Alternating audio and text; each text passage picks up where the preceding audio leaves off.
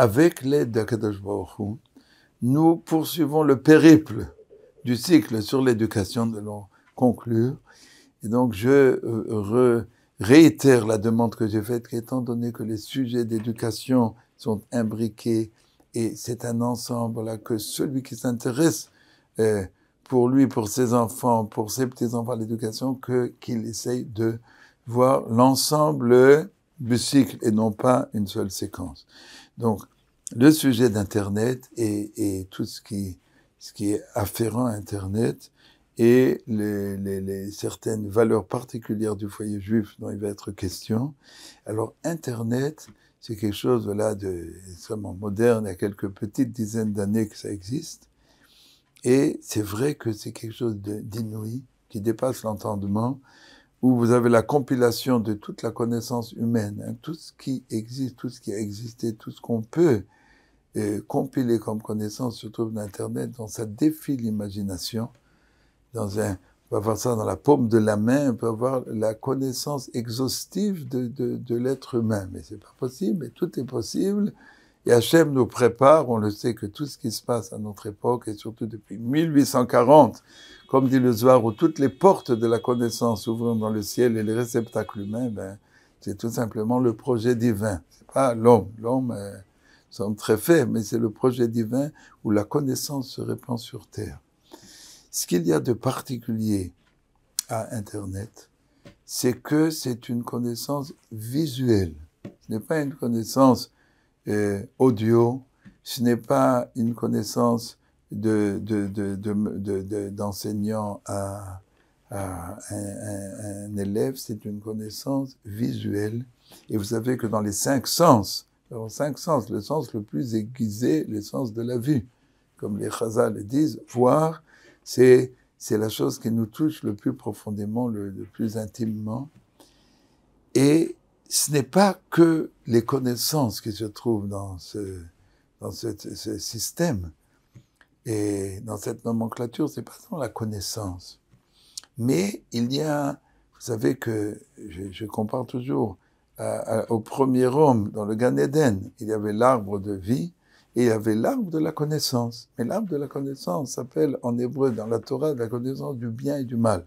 Il y a la connaissance, il y a les connaissances du bien, il y a aussi la connaissance du mal. Et tout le monde sait que ici nous avons, de façon visionnée, nous avons à la fois la connaissance de choses qui sont des valeurs humaines, des connaissances, que ce soit les sciences, que ce soit tout ce que vous voulez, l'histoire, tout ce que vous voulez, vous avez aussi la connaissance de ce qui est considéré comme le mal. Vous avez d'abord la première, comme avant-propos, avant de parler de cet aspect de l'Internet, mais vous avez quelque chose, c'est à la fois un outil d'une utilité particulière, c'est aussi un piège. Vous savez que il y a une addiction à Internet, sans parler de mauvaises choses, mais l'addiction à Internet est une drogue, c'est comme une drogue. L'addiction à Internet amène à l'abêtissement. On sait très bien, on a fait des enquêtes, les jeunes d'aujourd'hui réfléchissent beaucoup moins, ils ont du mal à lire un livre, ils ont du mal à se concentrer. Ce sont des béabas que vous diront les psychologues non juifs, on n'a pas besoin, c'est évident, mais il faut quand même le savoir.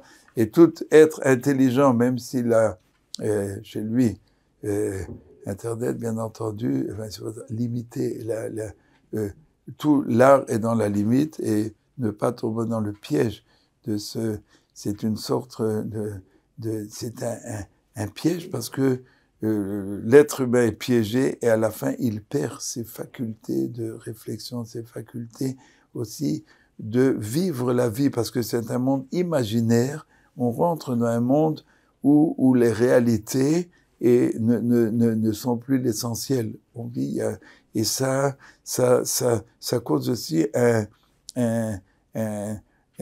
ça cause un déséquilibre de l'esprit humain si on est trop attaché. Donc, mais ça, ce sont des choses secondaires, pas secondaires, mais par rapport aux propos. Ce sont des choses évidentes que vous diront tous les psychologues non juifs.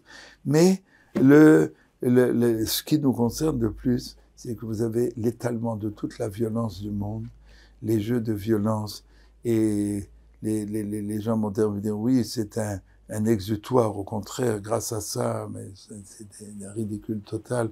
L'homme est attiré par ce qu'il voit et on s'habitue, il y a un émoussement des sens à force de voir la violence et voilà, comme on le sait, les jeunes qui tuent en France, hein, les vieux dans un square, quand le juge demande pourquoi tu as tué, ils répondent comme ça.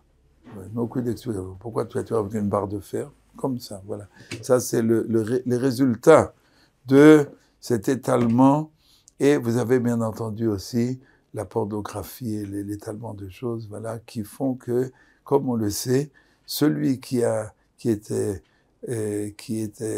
l'addiction à Internet, eh ben, arriver à l'en séparer, c'est plus dur que de séparer de la drogue. Il faut une cure, c'est plus difficile. Les spécialistes vous diront c'est plus difficile. Et ceux qui se plongent dans ce monde, à la fois de la violence et de tout ce qui concerne, voilà, la pornographie, etc., eh bien, ils deviennent des épaves. On le sait très bien. Ce sont des épaves. Ce sont des épaves. Et je voudrais reprendre, j'ai déjà parlé de ces sujets-là, mais ça concerne énormément l'éducation. On va arriver à nos chers bien-aimés enfants. Eh bien, c'est quoi hein, le bien et le mal? Et je dis toujours le bien, et ça sont des textes de Chazal, ce sont des choses très profondes qui demandent une étude de quelques dizaines d'années. Mais le bien, c'est l'union, Dieu est un et le monde est un. Le bien, tout ce qui amène à l'unité, c'est de l'ordre du bien. Tout ce qui amène à la désunion, c'est de l'ordre du mal. Et un deuxième élément qui complète, le bien, c'est toujours le fait de donner, de vouloir faire du bien et de donner. Le mal a toujours l'élément de tirer à soi, c'est le ego. Le mal, c'est toujours prendre et ne pas donner. Eh bien, dans ce monde d'Internet, où il y a des choses qui peuvent être très utiles, où il y a des choses qui peuvent entièrement déséquilibrer la personne et l'amener au fond de l'abîme pour lui, pour son entourage, eh bien, il faut savoir que, bien entendu, toute personne, il faut avoir déjà des notions de judaïsme, de crainte du ciel, aimer ses enfants, remettre une telle chose, d'abord en général, ça dépend du degré de religiosité de la personne, bien entendu. Il y en a qui vous diront, sans Internet, eh ben, il n'y a pas de vie.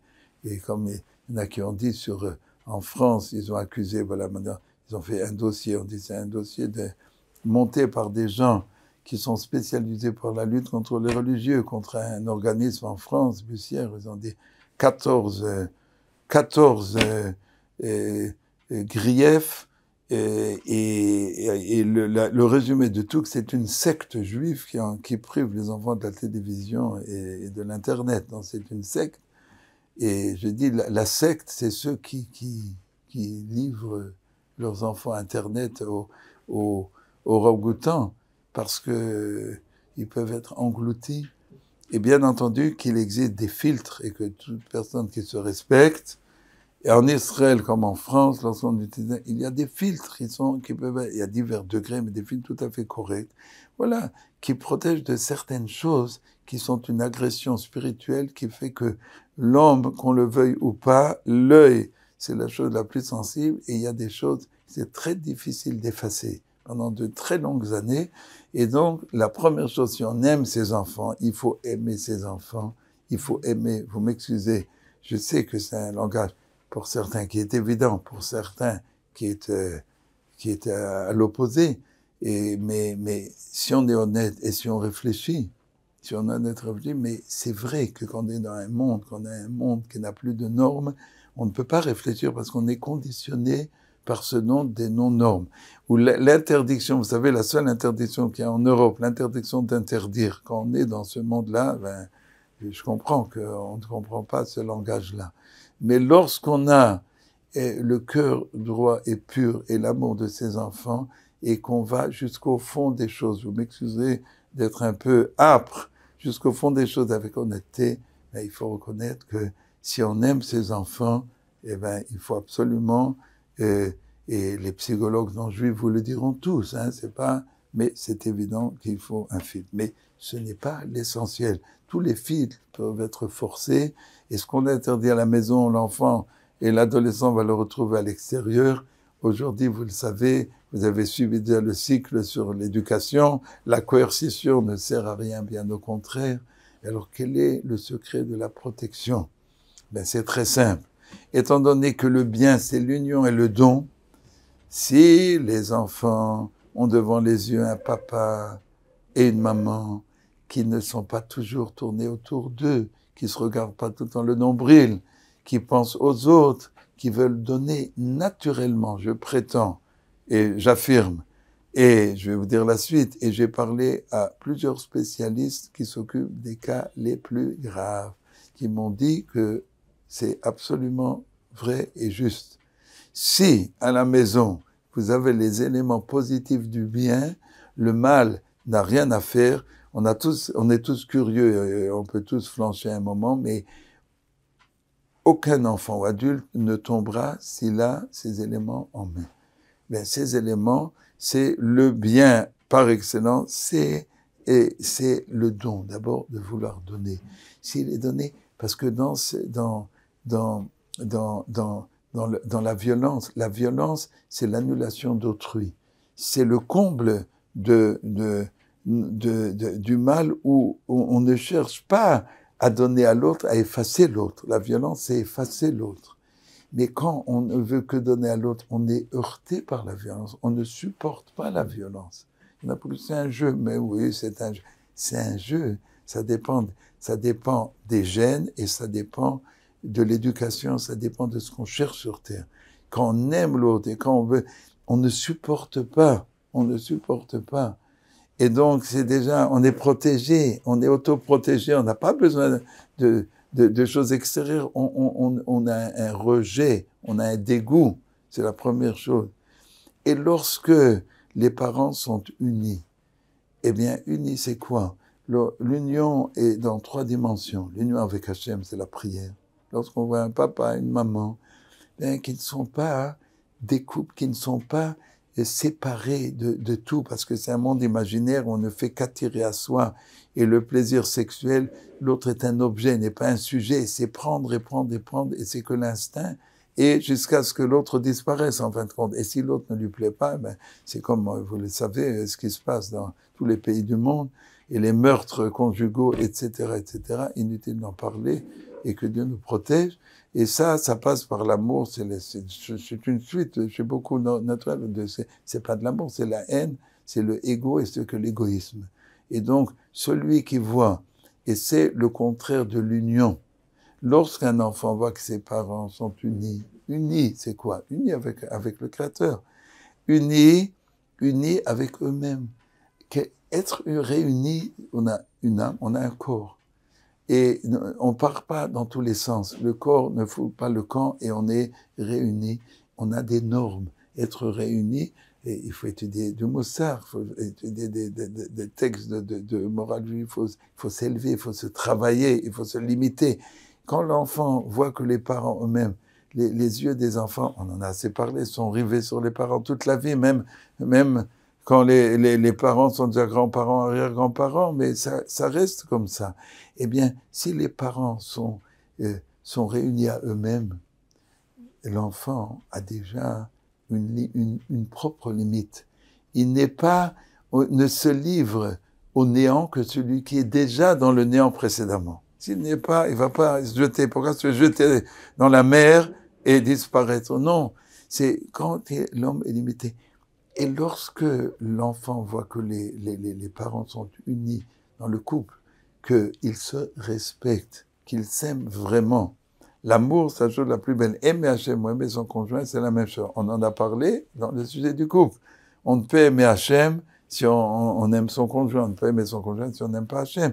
C'est la même chose. Il faut qu'il y ait un lien spirituel. S'il n'y a pas de lien spirituel, le lien matériel, c'est la mort. On déguste l'autre. Si les enfants ont devant les yeux des figures de proue, ils voient que papa aime maman, qu'il y a un lien intime. En fin de compte, Bien entendu, il y a le côté physique, on en a parlé dans le couple, c'est pas le sujet, mais le lien est essentiellement une véritable affection, une véritable...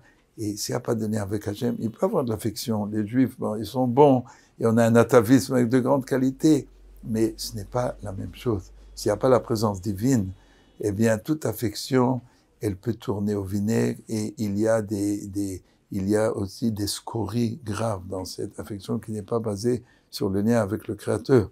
Mais un enfant qui voit que les parents, bien, cet enfant-là est repoussé par des choses où il voit, il sent que l'autre dans le monde sexuel n'est qu'un objet et que c'est le ego délié à l'infini. Et donc, l'enfant est naturellement protégé. Donc, et c'est vrai aussi pour l'adulte.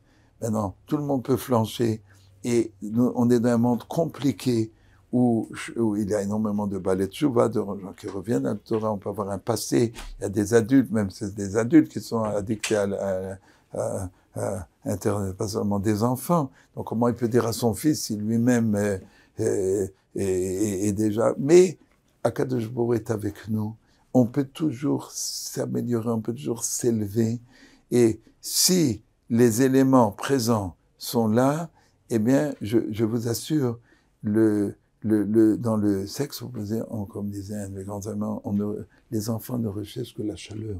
S'ils ont de la chaleur à la maison, et s'ils ont de la chaleur dans la kedusha, dans un monde de pureté, ils ne recherchent pas une chaleur viciée, une fausse chaleur. C'est une chaleur qui trompe.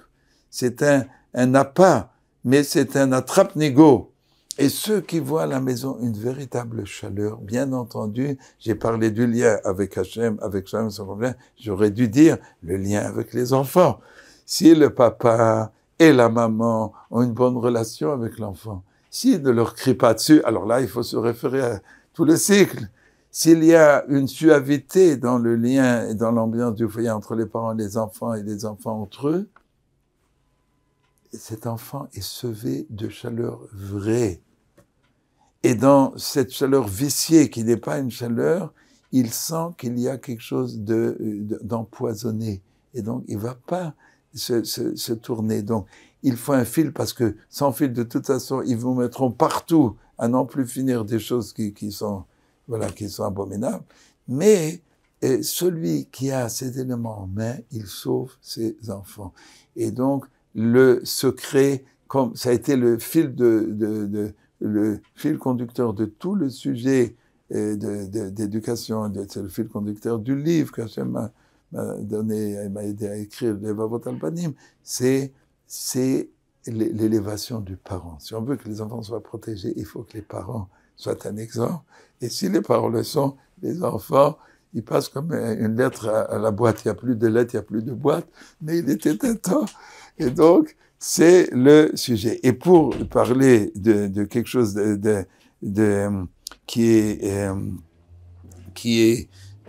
qui touche à cette chose-là, vous avez l'époque de la puberté, vous avez les garçons, les filles, un sujet qui est récurrent. Est-ce qu'il faut parler? Quand faut-il parler de tout?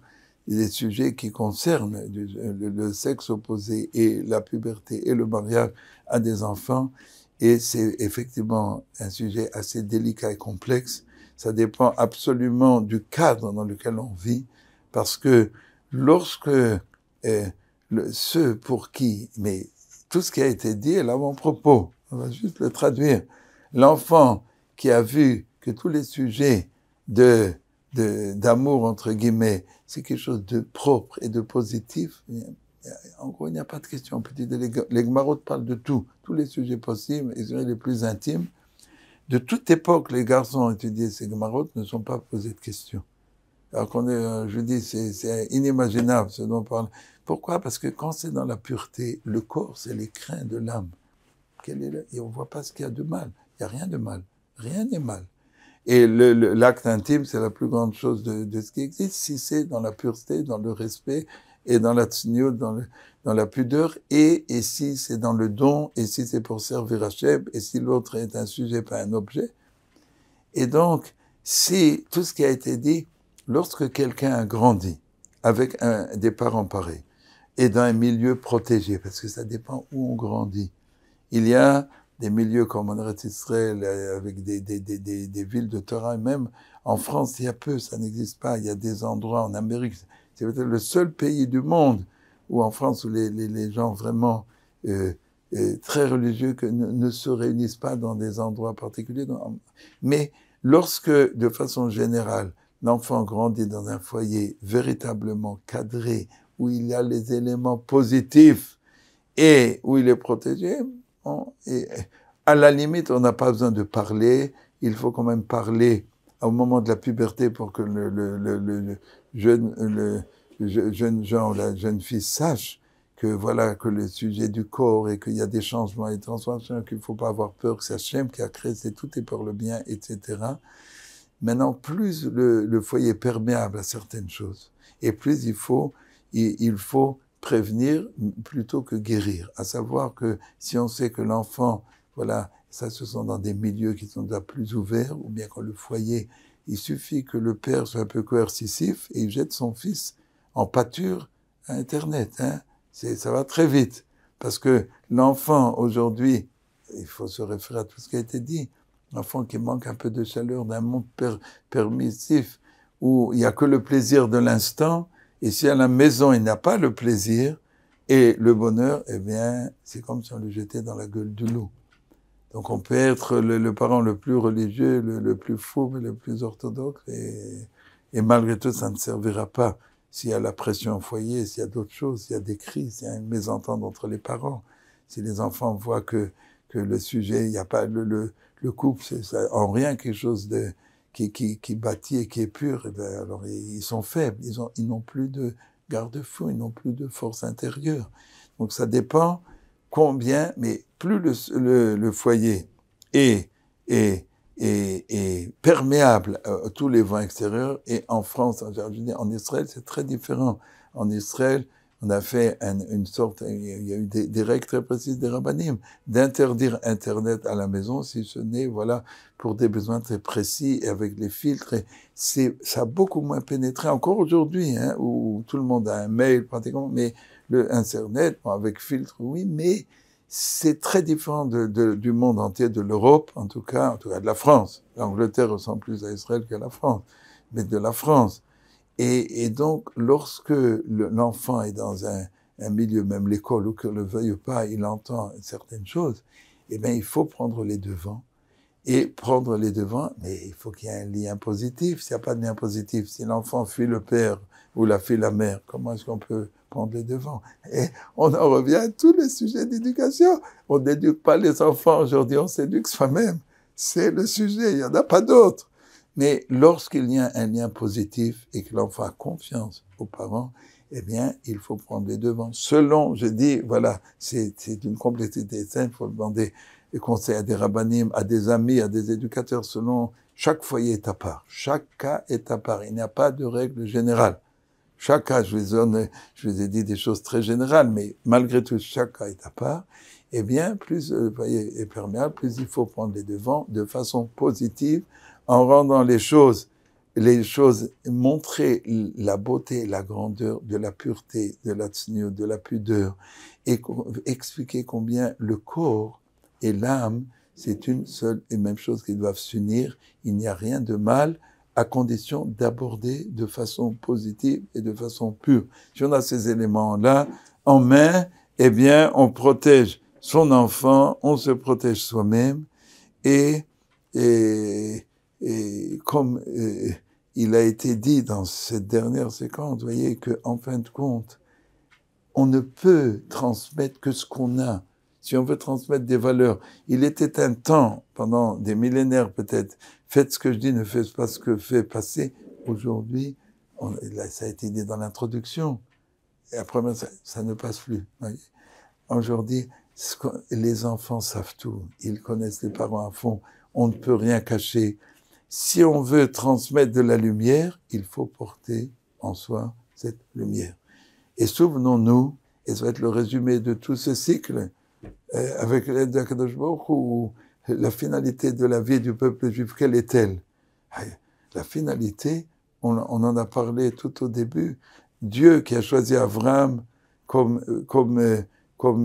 ancêtre de tout le peuple juif, il a dit, je l'ai choisi, je l'ai aimé, parce qu'il va enseigner à sa maisonnée, à ses enfants, à ses maisonnées, les voies d'Hachem de faire le bien et la justice.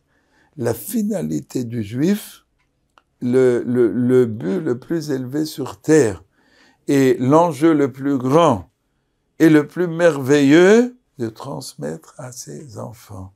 C'est quelque chose qui doit nous enthousiasmer, c'est quelque chose qui, à vie, doit nous tenir à cœur.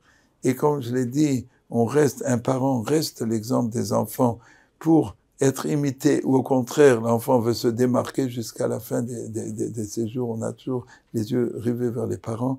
Et donc, Bezrat Hashem, nous demandons à Hashem que chacun d'entre nous soit digne d'être un vrai descendant d'Abraham qui a été choisi par Hashem pour transmettre à nos enfants qui sont la prunelle de nos yeux. Les enfants sont la prunelle de nos yeux pour leur transmettre ces valeurs extraordinaires où même les valeurs humaines sont des valeurs divines. Dans la Torah, rien d'humain, tout est divin, même les valeurs de morale sont des valeurs divines. Et pour ce faire, eh bien, il faut se parfaire. Le Moshiach est aux portes, Akadosh Baruch Hu attend, et il veut que le Klal Yisrael soit une belle kala pour le Khatan. Il veut que nous nous élevions spirituellement. Il nous a envoyé des enfants qui nous causent quelques soucis, et où le seul moyen de faire que les enfants ne virent pas à droite ou à gauche et ne soient pas perdus, c'est de s'élever soi-même.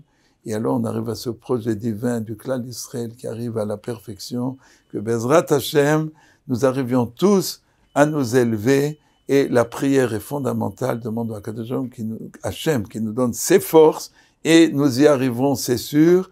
Et n'oublions pas, un homme doit être prêt pour ses enfants, à se dévouer sans limite. S'il est prêt à se dévouer sans limite, il verra qu'il arrive à le faire sans trop de difficultés. Hachem lui donnera des forces grandioses, mais celui qui dit la tâche est trop difficile, c'est sûr qu'il ne réussira pas. Et pour ça, il va avoir de la foi, de l'enthousiasme, de la émouna, et que Hachem nous comble et nous aide à être les parents qu'Hachem entend de nous, et d'être les véritables descendants d'Abraham jusqu'à l'avenir proche du Moshiach. Amen. Ken Yeh Ratzon.